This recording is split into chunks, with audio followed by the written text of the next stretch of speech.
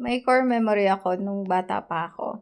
May ginagawa yung dad ko gamit yung ulo ng hito. Ina-assemble niya yung mga tinik-tinik sa bandang ulo ng hito. Tapos, magiging para siyang ibon.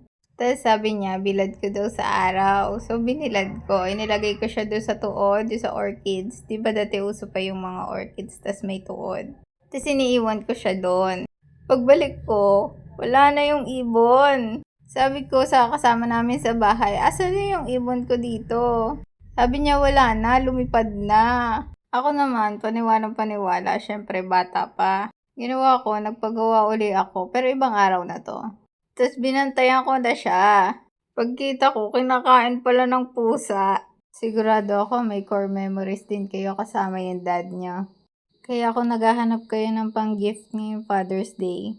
Perfect tong cheesecake.